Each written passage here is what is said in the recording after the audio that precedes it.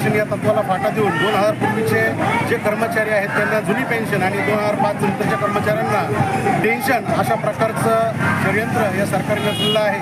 आणि 2005 नंतरच्या सेवेमध्ये नियुक्त झालेल्या कर्मचाऱ्यांना कुठल्याही प्रकारचं आश्वासक असं भविष्य नाही आहे। हजारो कर्मचारी हे मयत पावले आहेत आणि त्यांच्या कुटुंबावर लाचारीची अवस्था, आज दयनीय अशी अवस्था त्यांच्या कुटुंबात झालेली आहे।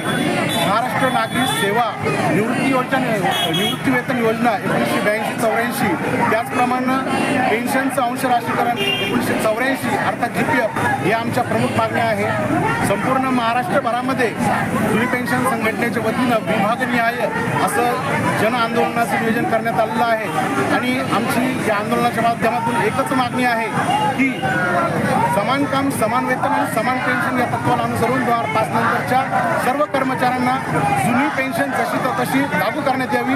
NVS अर्थात नो पेन्शन स्कीम या योजनेबद्दल कर्मचाऱ्यांमध्ये तीव्र प्रकारचा असंतोष आहे आणि जो पेन्शन की बात करेगा वही देश पे राज करेगा।